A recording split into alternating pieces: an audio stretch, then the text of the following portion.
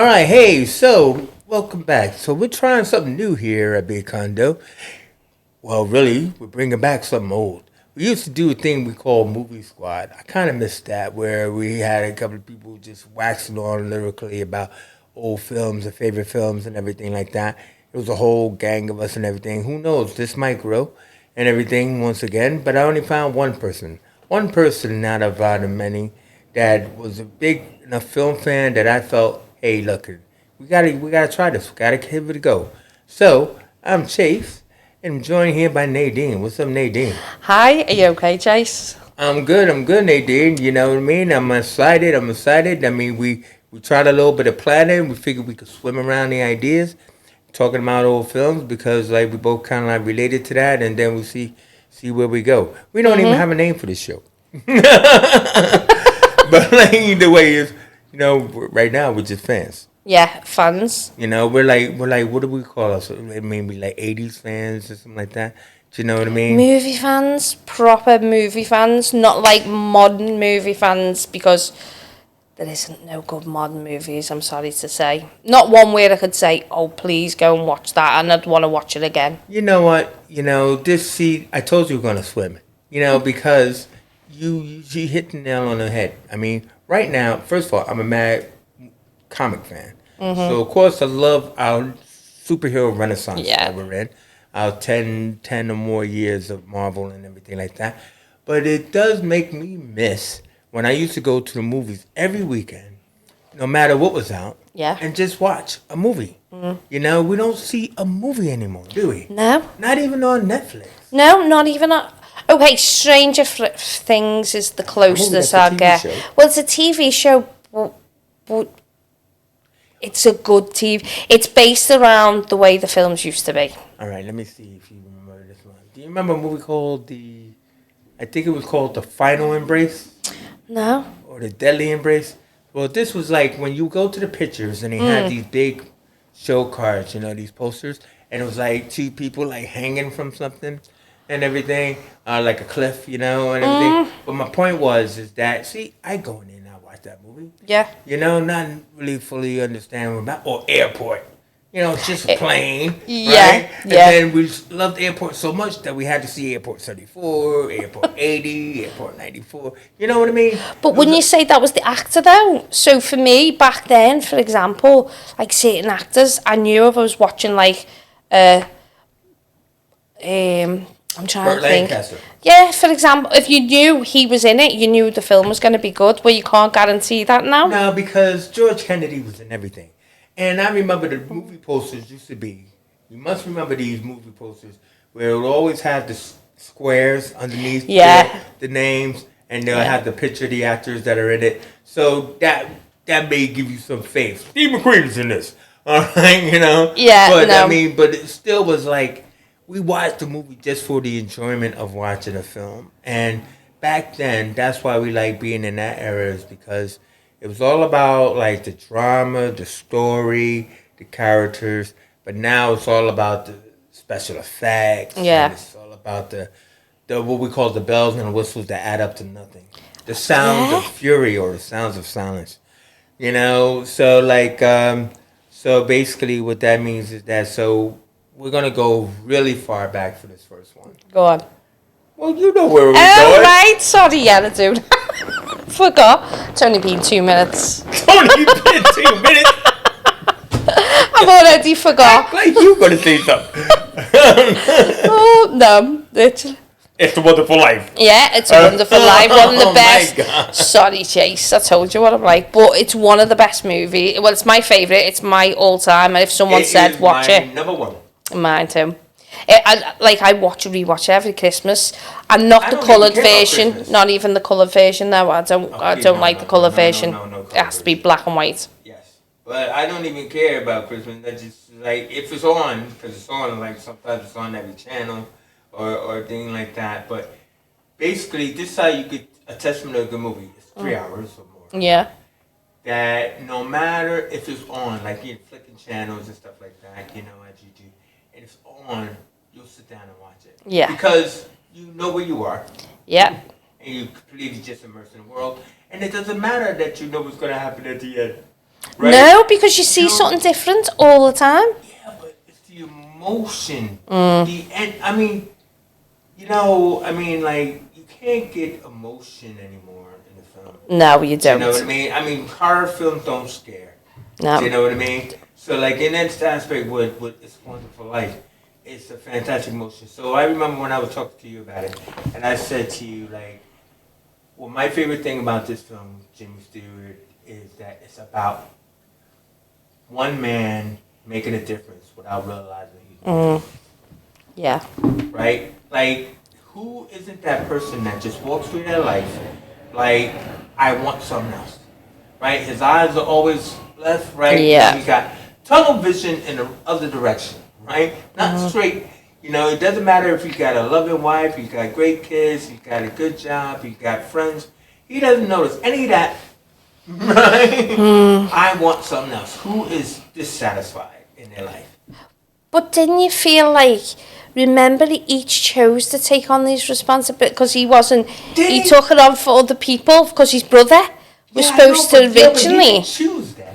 He No. felt obligated. Obligated, yeah, but because he had his passion, if you remember, and he like when he went to college, Yeah. and he come back and wasn't his dad got sick, Yeah. and then his brother was supposed to take over, and for some reason, I think his brother just didn't want to do it, did he? No, his brother got married. Yeah, his okay, got married. So what it was, his brother went to college, because he gave him his college money and stuff like that. Oh, He yeah? comes back with a girl Yeah, and everything, and then she had a dad who, had the plastic business or something like yeah, that. had money. Yeah, so it's like, oh, right, I can't deny my brother love and life. I don't have it.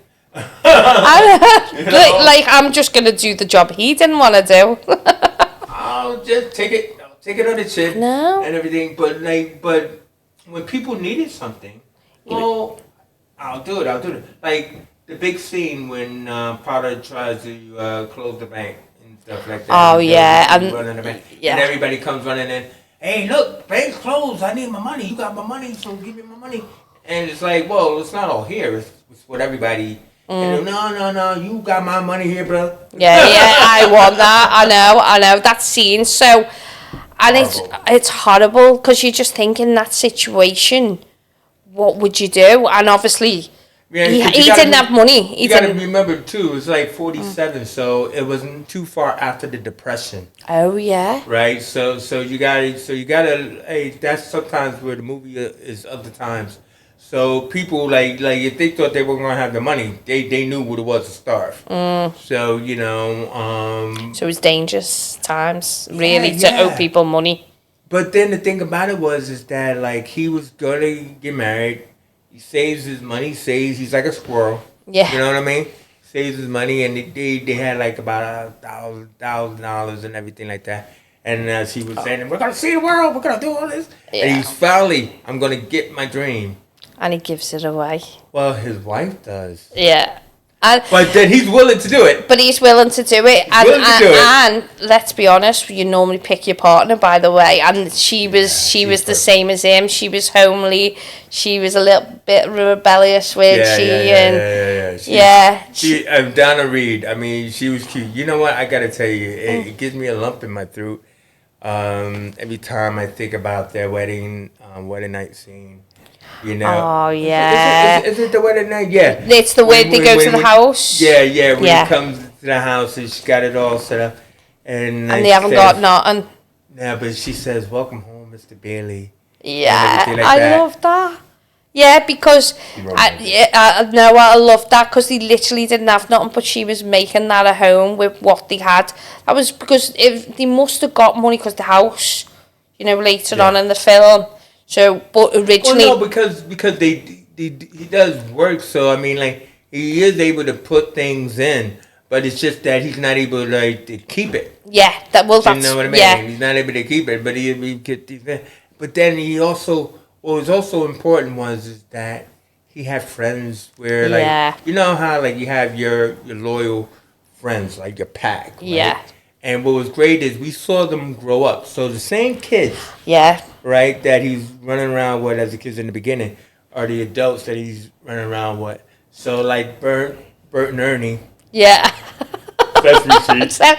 Yeah, I was thinking Did you ever that. get that? Yeah, well, No, I was you know thinking, that's but where it the name didn't. come No, from. I didn't. I was thinking it, but I didn't know. Yeah. I wasn't sure because think about it. The NSA Wonderful Life shot in America. Yeah. Sesame Street shot in America. Yeah. Certain names in England and America are big. So for me to make, I wouldn't have known that. But now, now you're saying it. But they were out there in the rain, you know, like put up posters of all the dream places Oh, that yeah. he wanted to go. Yeah. And I'm just like, who doesn't want friends like that? Oh, You know what I mean? it's You the whole got my town. back. But do you believe though it's old school values as well that draws us in, because we all miss that. We lived in a community where you knew your neighbours, you knew everyone. It's so sad that that community is not there. And that's the big thing with that movie. It's in that movie, especially when they all help him out at the end. Like do you like live in a close or something like that? Now I live in a street. But not a close. So not a close. But like all the communities I've lived in, we all, once you were born there, you stayed there. It's not the case no more. No. And even though Liverpool's a big city, and I think I feel a bit of that in the movie when you're watching it, like the old family ties. Like I show it to my kids and I'm like, look, this is the way it should be, or the way it was, and our neighbours would help each other. You could knock and have sugar. So there's a lot about that movie that correlates with way life should be. Do you show it to your kids? Yeah, they love it as much as I do. Do they actually sit down and watch it? Yeah, they've watched it with me. Connor loves it. Connor's 27 now. Oliver's 21. He's watched it once or twice. He liked it at the time, obviously, but as they get a bit older. But my eldest son is a bit, I'd say, romantic as well, because he's obsessed with the Titanic and he watches it over again. So he got that theme of that movie and the feel of it, and he's like me. It's just, you can't get more homely or more loving than that movie, can you? Or Christmassy. I think I'm going to be tested by my son when I ask him, have you watched this movie? You'll have to. I can't believe you haven't put it on, because when it's my passion, I put it on for them. To, but you know. Let me chain you down and make you watch this. Really? No, honestly, from kids. Listen. It's hard them enough getting them to sit down and watch Charlie Brown. You really? Know what I mean? So like, do you know who Charlie Brown is? Yes, I know who Charlie Brown is. Do you? Well, not many English people do, you know. Really? And Snoopy? Yeah, of course. No, of course. But my favourite has to be Garfield, to be honest. But I like Snoopy. Now you're going on track, so sometimes you can go off the rails. I like Snoopy, but Garfield was my fave. Okay. Because I never got the girl that never spoke and done the okay. Yeah. So this individual, this man, you know, who selfishly helps his community throughout this whole length of the movie. His uncle loses their latest, money that they got at bank and everything, and he takes the responsibility. Now, evil Potter, the antagonist of this he wants to sell them Drew Barrymore's grandfather. I didn't know that, you know. Yeah. Oh, okay. And he, knows that George is taking the. That he didn't know the money because it wasn't. It wasn't there. It was. Yeah. And everything. Calls the police and stuff, and and then George realizes, or he gets the impetus that he's got a life insurance policy, and he's better off that. Because his family could survive on that. And then it becomes a second movie. It becomes a sequel now. It does. Right? It does. You know what I mean? Changes. Because he gets to see what life would be like if you've never been born. Have you ever thought about that? I think everyone has. I know. Everyone at some point, everyone's thought, well, I wonder, what happens if I was never born? But obviously, it's like you're watching the movie. Yeah. You like to think you have that kind of importance. Yeah, because right? He didn't think he had that importance, did he? And then you watch it, and you're like, remember he saves his brother. So without him, Yeah. So there's things that we all do in life that we didn't realize, and this movie gives you them everything little. matters. Yes, even the Every smallest little thing. that was a yeah, so that- every little thing matters. Yeah. And so I mean, obviously in the film it's dramatized really big. So not everybody has to have that kind of impact in the No. world, but it is just one of those curious things of like, what if I went left instead of right? Yes, And all that other sliding kind of doors. stuff. I mean, like for me, as you can hear in my American accent, I mean, I'm from New York and everything. And I came here like 22 years ago and stuff like that. And I often think about it. It's like, what if I didn't make that decision? Where would I be now? You know? And stuff. Probably famous, sitting on lattes and, Probably in that sipping scandal. margaritas. Because you What wouldn't be had to scandal? work with That puppy it. scandal? You would have had to work for one of them dodgy companies if you're going to be big, wouldn't you? Yeah. Producing. Yeah. Okay. Thanks. Stay in England. Yeah. You made the right choice. I've just told you slide door event. I won't go down that road now. So like, yeah. So he gets to see what life would have been like, and then but then and that was also great about like paying attention when you watch the film. You don't do that anymore. We have no attention span. No. It's going by so fast and stuff like that.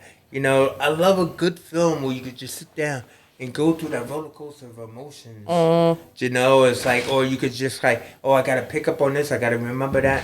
So all of those things happen, and then comes my favorite moment of everything. Oh, yeah. When he realized he's back in the real world, and everything like that. His But lip remember is his bleeding, guide. he's got Zuzu pedals, and he's running home. Yeah, but remember his guide that walks him through. Clarence. Clarence, to get his wing, like the scene, and he's like, Clarence, I know, it is, I think because even though, what year was that set, 1947. 47, bear in mind, we're in 2024 now, that movie still relates. Oh, You don't get a lot of movies that can still... no, totally not. I mean, this is what I'm trying to say is like testament to the writing and the directing, and all of that kind of stuff, as well as the acting. Everything was tantamount in this movie and everything. But it was just that whole thing of, for me, the exhilaration of everybody coming in and giving all they have to this man, And I think what's important about it was him receiving it. You could tell that throughout the movie, because he did everything unselfishly, Yeah. he also did it unknowingly. Mm-hmm. So to the point where he probably himself didn't really see the impact of what he was doing. It was just a job. Yeah. Right? I mean, it's kind of like that scene where Martini gets the new house and, Sam shows up and everything, and his wife is like, oh, bread and wine and all this other kind of stuff. And George is probably not really taking much notice, really, But there he's able to stand there and see the love I'm that feeling. people have for him. Yeah. You know what I mean? Yeah. And I just think that's amazing. Yeah. It's such a good message for people to receive, not just to take, but to receive. So, It's a Wonderful Life. Would you recommend this movie? 150 million %. 150 million. Yeah, I put it on all the time. I tell people, I mean, You gotta say Jackson. yeah.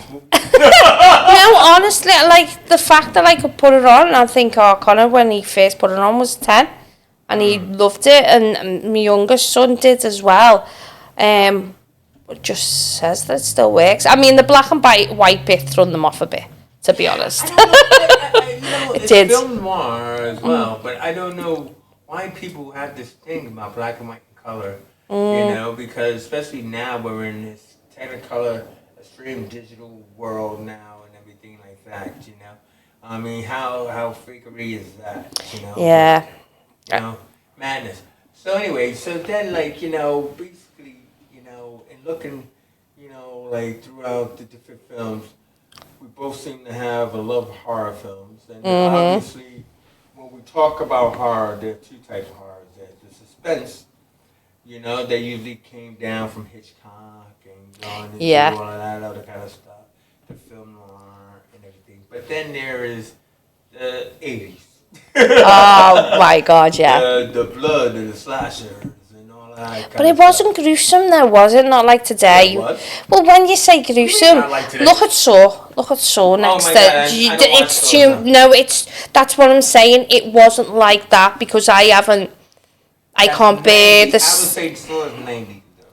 Yeah, but this is what I'm saying. Even though 80s was good, it wasn't. You could tell it wasn't realistic. It wasn't like their It was slasher bones. gore. Yeah, You yeah. know, and so that means heads do fly, blood does flow, you know, and everything else like that. You know what I mean? Yeah, That's what I mean. yeah. It does do all of those kind of things. But, I mean, I think it's a testament to, again, about character. It's stuff like, you know, because in those early days, they were able to develop a character that marketing Yeah, well, it was Markham. wanted to, you know, exploit over and over and over again. So from Friday the 13th to Halloween to Nightmare on Elm Street, they all had about 8 to 9 sequels. With theme tunes thrown in as well. Jesus. Well, they had good Freddy's scores. one. They had quite a few little songs in each movie, didn't they? That you'd. Songs. Yeah, like Freddy, 1, 2, 3. Like Oh you my had God. like a The thing. a theme, theme. a memorable theme though. You wouldn't remember one now, would you? No. But years ago, like 1, 2, Freddy's go. Yeah, It was yeah. all memorable. It was all Yeah. that. Well, Yeah. yeah, Jason. Yeah, Jason, and the music come on, and you were like, "Oh, here we go. He's about." I think that, in a way, I think that kind of began with Jaws. Yes, yeah, yeah. Do you know what I mean? I remember Doing my it, first doing experience. You just go, it's behind you. I remember my first experience was as a 10-year-old watching Jaws in the cinema. You know, because my mom was one of those horror fans, and she badly took her little baby boy to the picture for her. Where else are you gonna go? Yeah, my mum done the same. I think it's only now they Watch the horror do. film to the Yeah, park. yeah. But no, I remember Jaws. It was all about the music because the shark did work. Yeah, the shark didn't work. Then when you look at it, it did work because the music helped, obviously, because you got a little bit frightened. You could hear it, didn't it? And your heart, obviously, the tone. Yeah, I think that's what I'm trying to say. Those are like those great lucky accidents. Yes. You know, like when a movie turns out differently than planned. Mm-hmm. You know what I mean? And you know, I wonder if it would have worked out the way Spielberg wanted to work out. Would it have been a good movie? You know, because see, basically Spielberg was a TV director, right? So like he was like doing Columbo and all that. I love Columbo. Oh yeah, who doesn't? I love what Columbo. Just one more thing. Yeah. Yeah, no. But, Didn't realise he filmed them. yeah. So he did that and Night Gallery and all this kind of stuff. But he was like this, what they call like a wonder kind, you know. Like at that time, it was interesting that a younger man under 25 wanted to make movies. But so he did Duel first, which was the Dennis Weaver one with the truck. You had Man versus Truck. Mama, The no. guy, yeah, Dennis Weaver, the guy's name was actually David Mann. Like he was trying to drive home, he was trying to make it home, and this mysterious truck would be following him and stuff like that. You No, know, they never saw no. the drive. You had to have seen I have Duel. never seen that, no. All right, so sometimes No. you're gonna find that. I'm gonna ask Nadine to put this on your list. Next time I'm going to have to talk. put that on my list. Yeah. Duel. Watch. Duel. It's a must watch. But what's great about Duel is that so I can kind of like say it because these movies are old. So when the truck goes off the cliff in the end, right? It kind of like they had like the sound of not just crunching metal, but it was like it was like a beast. Yeah, Like a yeah. beast dying. Yeah. And the way it was shot, he repeated the same thing in Jaws. So when Roy Scheider shoots the shark, Yeah. right? The shark, you know, jumps down the water with the whole smoke coming out of it, he goes down, and it's making Yeah. the same. They use the same sounds Oh, I from didn't. Duel. and everything like that. And it was yeah, but it was like his thing because Duel was a TV movie. So even though it was his first movie, it was a TV movie. So Jaws was his first blockbuster. Right, And everything. I okay. mean, I think he did Sugarland Express before Jaws, but like it was his first blockbuster movie and everything. So he's like, that's at the point where I can do anything I want. I've done well. I can do what I want. Yeah, Yeah. exactly.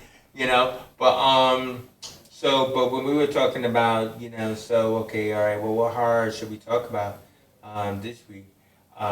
You couldn't remember the name of it. You were like, No. yeah, kids, orphans.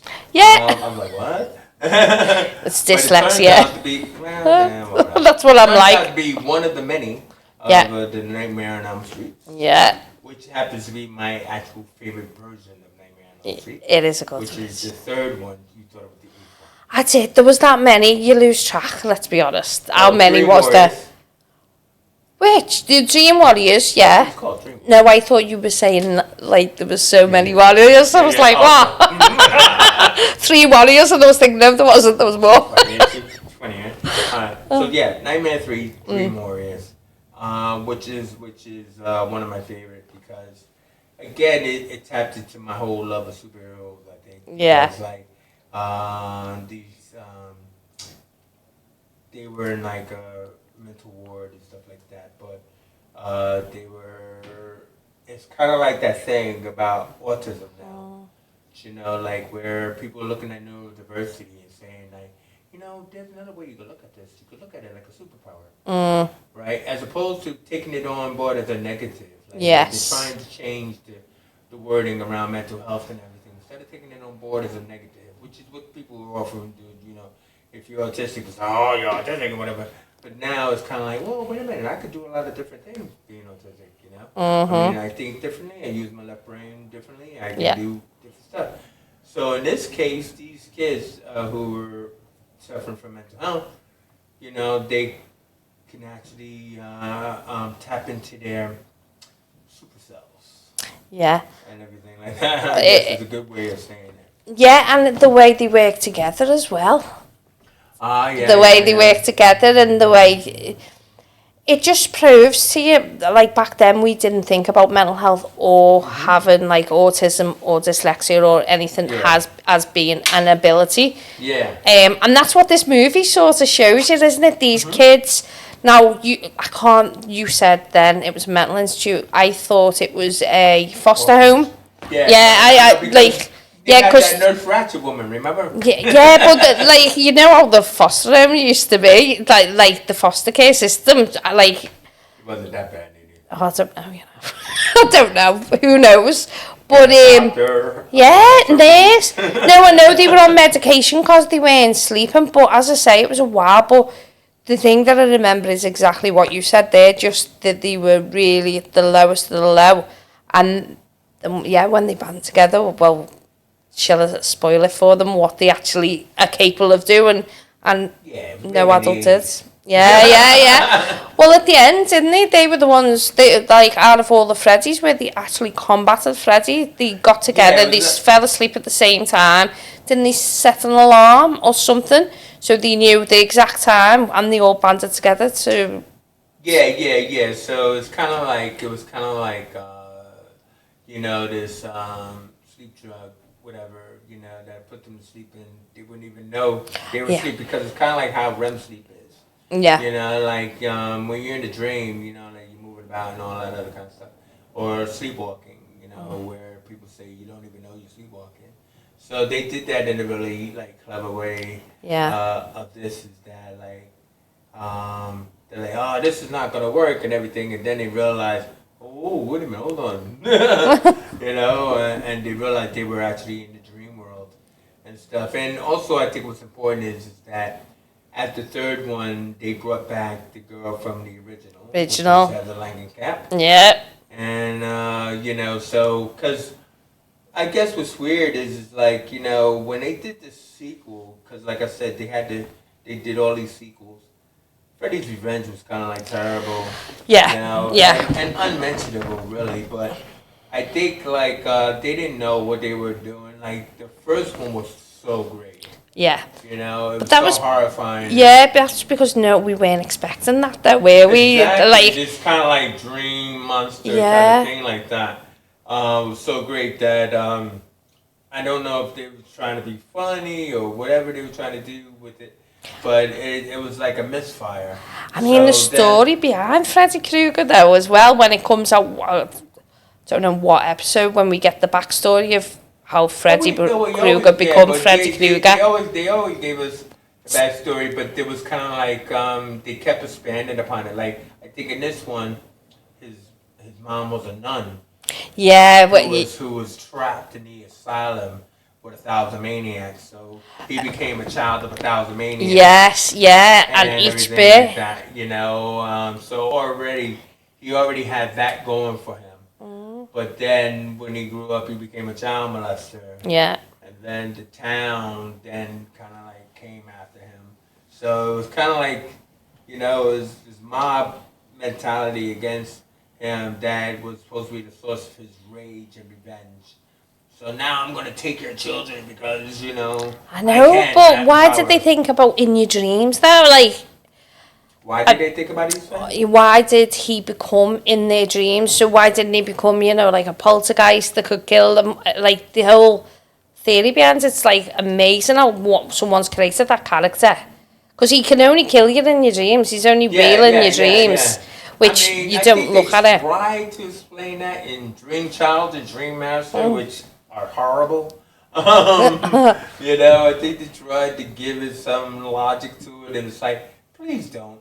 He's Freddy. That's it. Yeah, but you know, like, so Child's Play, for example, with Chucky, and you know, he's been voodooed into that doll, if you like, because that's how they do it, voodoo. Like, if they would have only done maybe the last one where, like, Fred, anyway, whoever come up with the idea was amazing, because Wes Craven.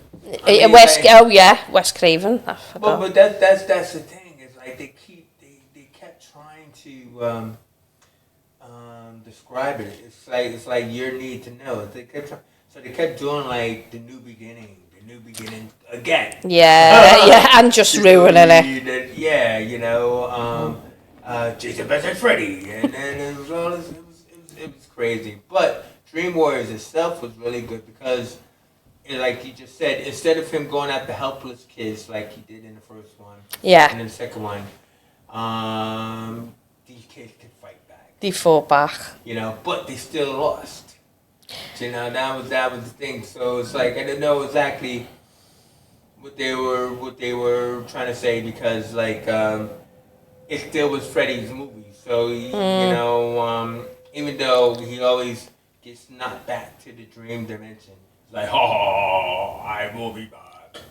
Yeah, but none of them got killed in that one, did they? Yeah, they did. Did yeah, they? Yeah. And wasn't just one. Only one. The blind guy survived, and what's her name?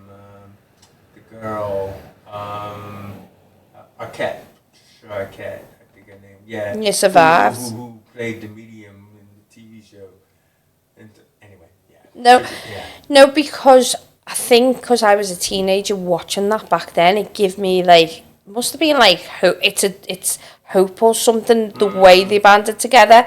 But it's one of them that resonates, and I'm like, yeah, that was a really good movie because the way it made you feel, as you said before. Well, yeah, but it was still like it was important that they could fight for themselves. Yeah. But they still were weaker than Freddy. It still was like, I am still stronger than you. And it's like, no matter, like, you know, you got super strength or you got magic powers or, you know, kung fu and all this other kind of stuff. You know, it was like Freddy could still take them out and everything. Yeah. You know, so that was like the thing. But it still was great. I mean, I think what's great about those slasher films is that it's a body count movie. Yeah. At the end of the day. Yeah. But it's great Yeah. popcorn filler. Yeah, and that's all you want. Did you ever being from New York? We come from the New York theater, like Times Square, where people yell Always back want at to the screen. Oh no, I've always wanted to go to, and I'm gonna try that. I want to go and see a film in America to see the difference between. Cause well, see, those are see the 80s difference. babies, though, because like, it's not like oh that my now. God, it was so good. Like going to a horror film and people like, yo man, don't be stupid. Get out of that room. Wait, you do that at home? You do that at home? You're like, oh no, oh you stupid, man, why did you? Don't open that door. Yeah. But this is so vocal in the theater. But see, what I couldn't stand about that was like, especially because I was, well, I like to think I am a writer, but I wanted to write. I was writing horror stories. I wanted to make movies, but what I couldn't stand was the fact that the disappointment in the audience when it comes to the end of Act 3, where the killer is killed and they're not satisfied. So, like, they're screaming throughout the whole movie, yelling at the screen, running with it, right? Yeah. Once you poorly kill or get rid of the killer, then they go, man, that boy's whack. You know what I mean? Which is why they ended up doing, like, the double kill. Do you notice how, like, in movies, there was always, you had to kill the killer twice.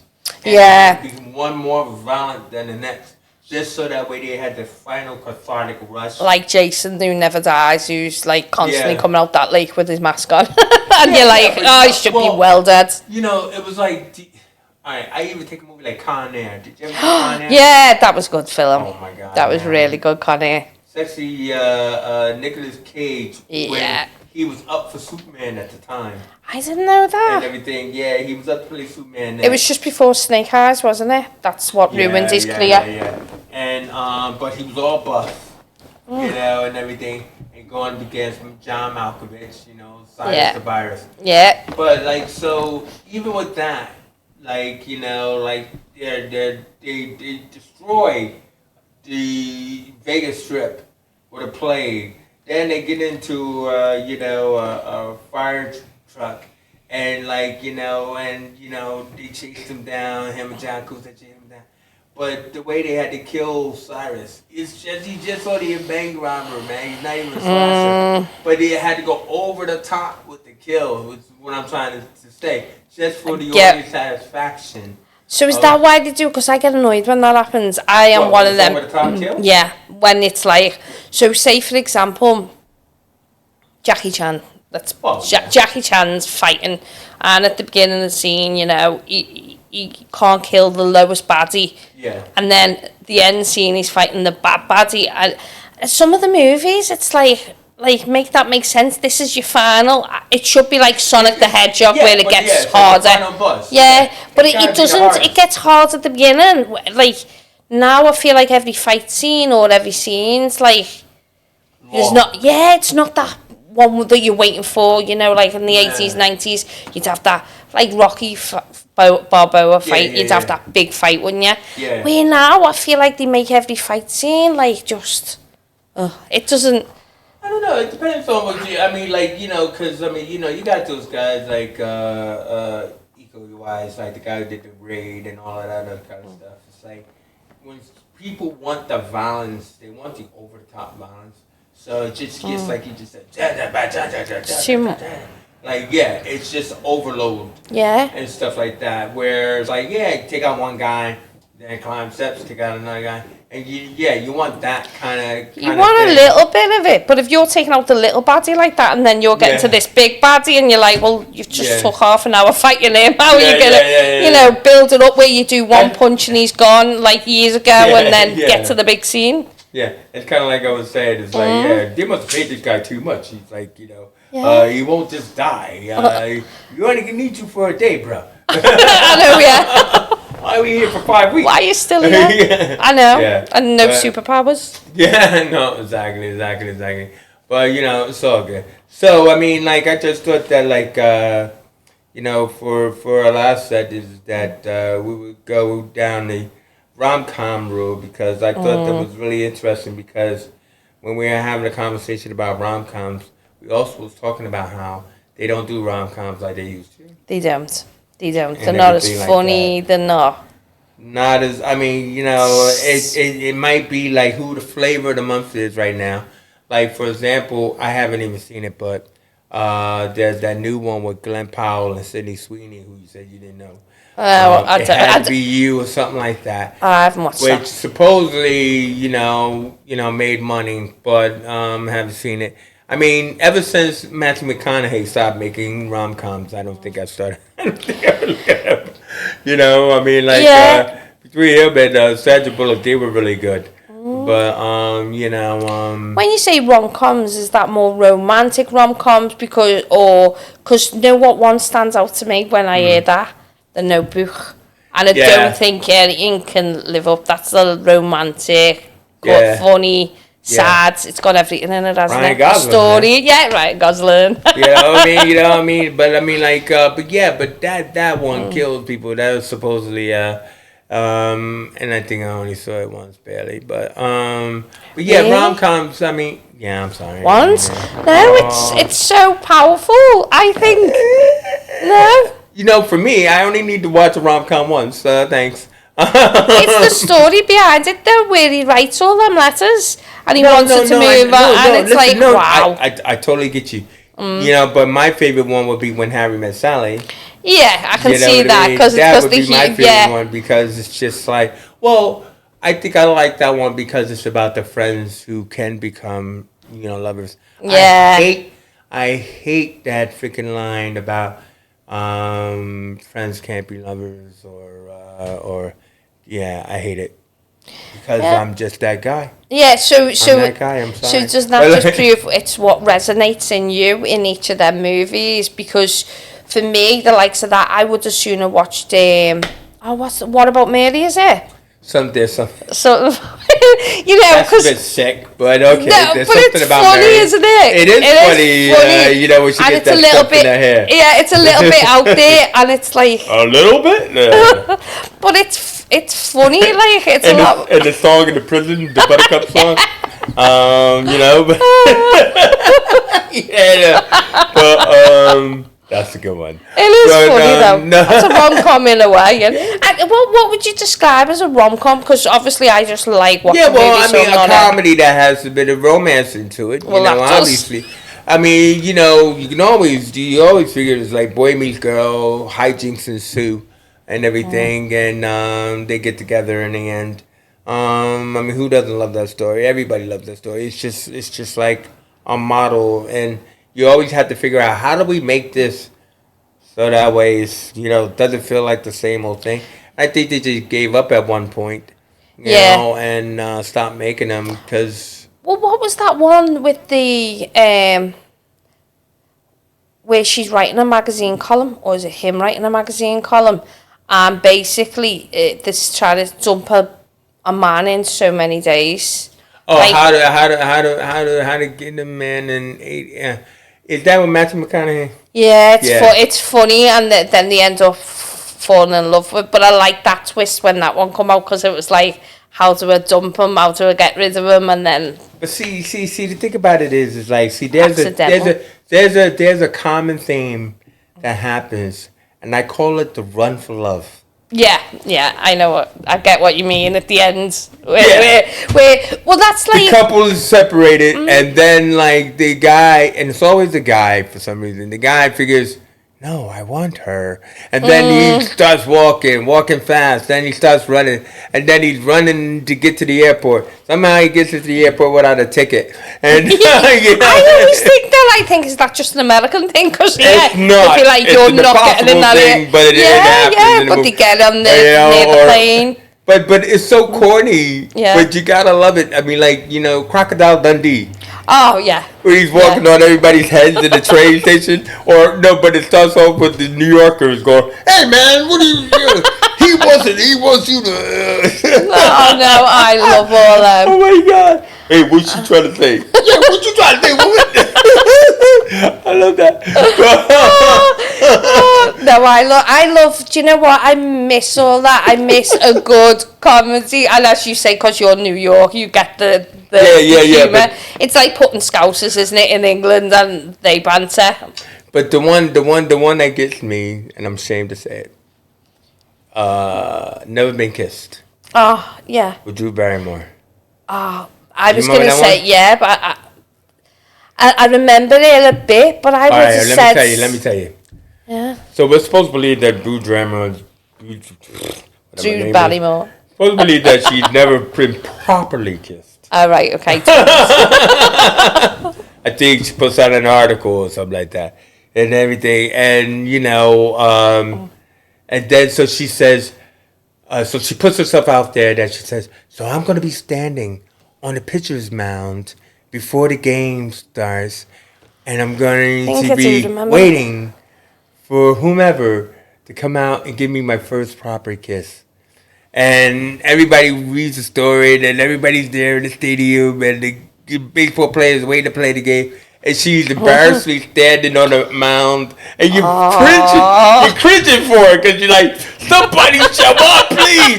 And then like the people in the air, they're like, no, where is he? You know what I mean? And then finally, I mean, it was like a long 5 minutes or whatever. Finally, the guy, and I guess he was a friend, but finally the guy comes running down the stairs, then everybody goes, blah, blah, blah, blah. And then she's like, because she was about to give up herself, and he comes running down, and then, he doesn't say, she doesn't say what took you so long, and he says traffic.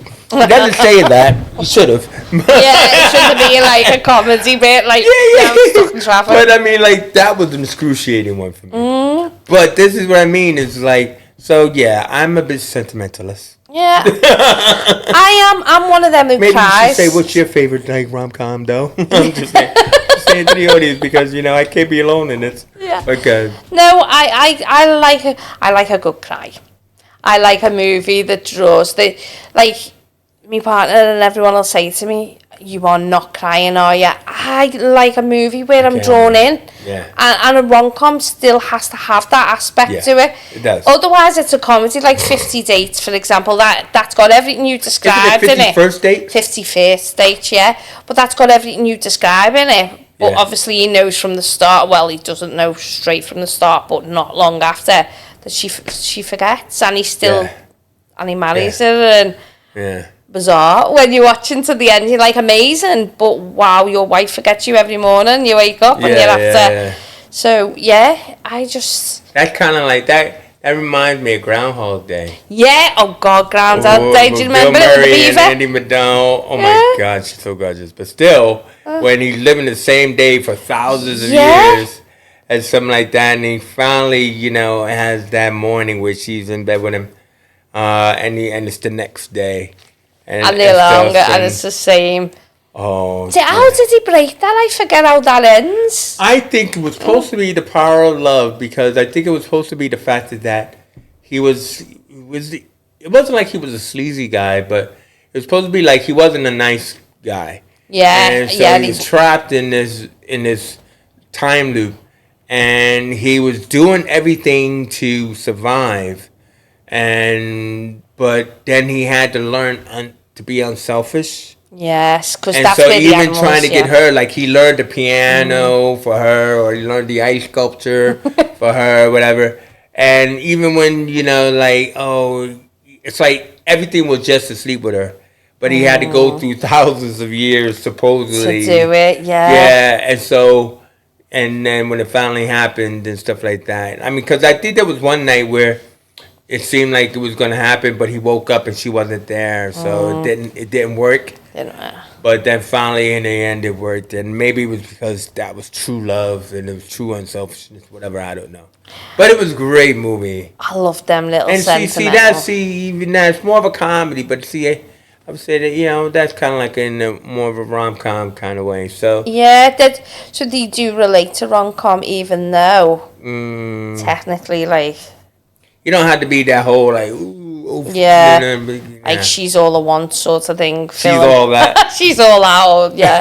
See about me titles, but I love a good rom-com. But as I say, it's got to hit three. It's got to have the big sad scenes where you get really emotional. It's got to be funny, and it's got to be. So, what do you think the last one you saw was before we go? What do you think the last one you saw? I really do think they stopped making them a while ago.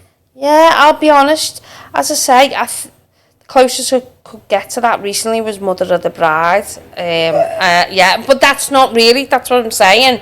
It is though, but it's not. But It is, but it's not. yeah, it is, but it's not. But no, unfortunately, there's nothing that I'd have to take you back. I mean, from the emotion that we were just expressing, with those films that we were just talking about. I mean, it doesn't give you that same thing. No. I mean, I love it. I mean, cause like I watch Netflix like everybody else, and sometimes you're gonna watch a good film on Netflix, whatever, and stuff like that.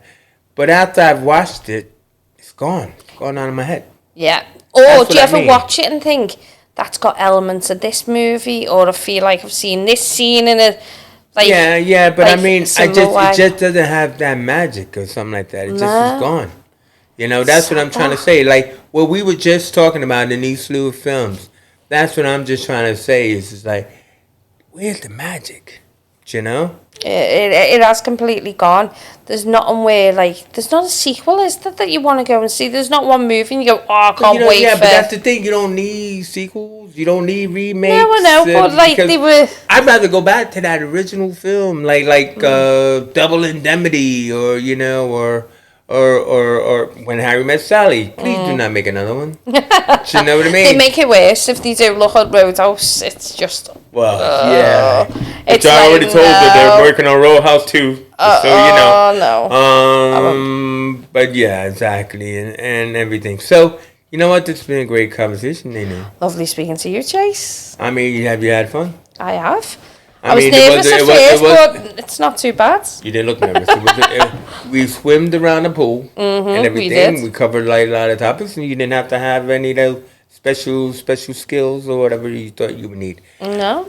I enjoyed it. Hope you and the audience enjoyed it too, and everything else like that. And if you did, please let us know. Let us know if you wanted to come back. So I'd like to thank Nadine. Thank you, Chase. Lovely being here. Well, she just thanked me. So Thank you, everyone. And everything. And then until the next time, the cinema's closed.